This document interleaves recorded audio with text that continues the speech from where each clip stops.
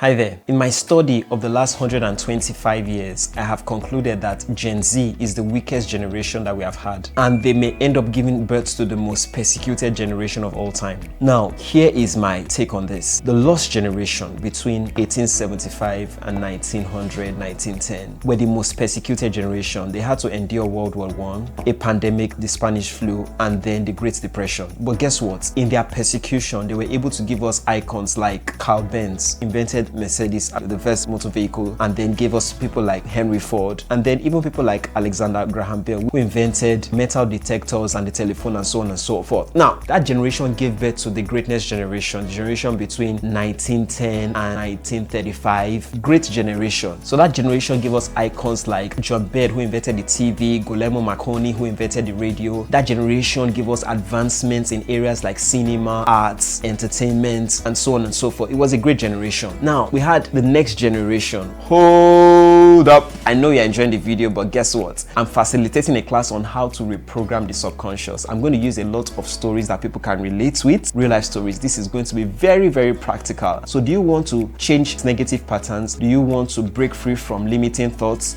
and limiting belief systems? I'm going to use my life as an example. I bedwetted until I was 16. I was able to break free from that. I came out of 2 years of suicidal thoughts. I was able to break free from that. I went on to memorize 14 books of the Bible. I went on to build amazing habits, fasting every day for 10 years, build amazing habits in my life that I'm very proud of. And I want to show you some of the principles in reprogramming the subconscious. If you want to be part of this training, scan the QR code. And I have another training I'm doing as well. It's called How Individuals Become Institutions. Now, I have studied 500 of the most important companies in the world over the last 100 years. And I have put together the most exciting research I have ever done. A 4-hour presentation on how individuals become institutions. In every sector in the world, every sector, 4 companies dominate the sector, control 80% of everything that goes on in that sector. I'll give you an example. In the automobile industry, it's dominated by Toyota, Volkswagen, BMW, and Hyundai. In the food industry, it's controlled by PepsiCo and Coca-Cola, Kraft Heinz, Mondelez, and Monsanto. Then, in the beauty sector, it's controlled by 4 companies: L'Oreal, Estee Lauder, Johnson & Johnson, and Procter & Gamble. In the media world, it's controlled by 4 companies. You have Disney, Time Warner, Comcast Viacom, and News Corporation, and so on and so forth. But I want to show you how these companies started from individuals to become companies that dominate entire industries. It's a training that is not only necessary for people who are in the corporate sector. If you are a parent, if you are a student, you need to have this.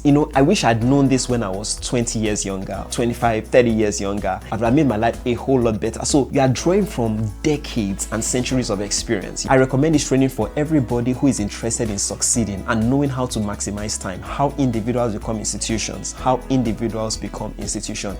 It's a 4-hour presentation. I'm giving you nothing but facts, showing you in a storyline format how individuals become institutions. You will love it. So if you're interested, scan the QR code. Bye for now, and back to the video, which was the silent generation. The silent generation gave us great leaders. So you had leaders like Mandela, leaders like Ronald Reagan. Then you had business leaders like Sam Walton, Jack Welch, Warren Buffett. So it was actually the leadership generation. Now, the silent generation between 1935 and 1960 gave birth to the baby boomers. Now, the baby boomers gave us some of the greatest icons, especially in entertainment and technology. So it gave us the greatest software engineer in Bill Gates, gave us the greatest hardware engineer in Steve Jobs, gave us the greatest entertainer in Michael Jackson, gave us the greatest voice in Whitney Houston, gave us the greatest athlete in Muhammad Ali, and so on and so forth. Now, and they gave birth to my generation, the millennial. The millennials have not been as great as any of the previous generations, if you ask me. We have not been able to produce a Steve Jobs, a Bill Gates, a Warren Buffett. We have not been able to produce a Nelson Mandela. So we have not been able to produce any of the icons at the same depth and height of the previous 100 years before us. But what is more worrisome and disturbing is that this coming generation, or the generation after us, the Gen Zs, do not show any signs of even coming anywhere near our achievements. My generation gave us the Mark Zuckerbergs, but the people we produce, yes, we gave the world the greatest tennis player of all time in the Nadals and Federers, but nothing like the previous generations and what they gave us. However, I don't see Gen Z equaling or coming anywhere near our greatness, and this is a fact that should disturb all of us and ask us, what What are we doing? Where is parenting going to? Where is mentorship heading towards and all that? Now, if you look at these people I have all spoken about, all these generations I have spoken about, you ask yourself, in this day and age we live, the biggest disruptor, the biggest game changer is artificial intelligence. The biggest drivers of artificial intelligence are the boomers. Jeff Hinton, former professor at University of Toronto who worked with Google. People like Jensen Huang. The biggest drivers of artificial intelligence are the boomers, not even my generation. My generation has not even driven AI like the previous generation.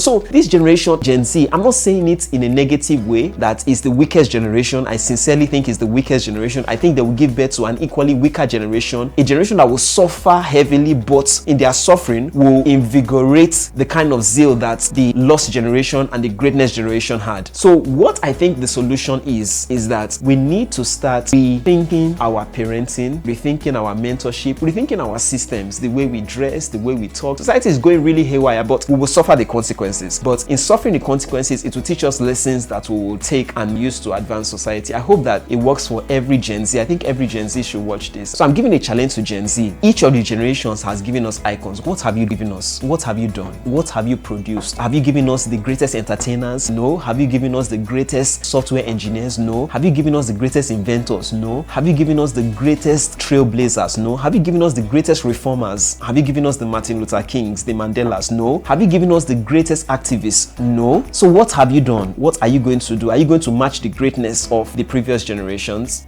It's a question that really begs for a lot of answers. I hope this works well for every Gen Z. It's a lot to think about. Think about it and let this be a challenge to you to make a difference in your generation. I hope this works well for you. Do have an amazing day and bye for now. Hi there, I'm Adekomi Olusonya, publisher of the Immersion Bible, and I will get you addicted to the Word of God, line upon line, precept upon precept. If you would like access to any of my books, products, or services, scan the QR code after this and you will have access to that. Kemi Sense, her love as always. Do have an amazing day and bye for now.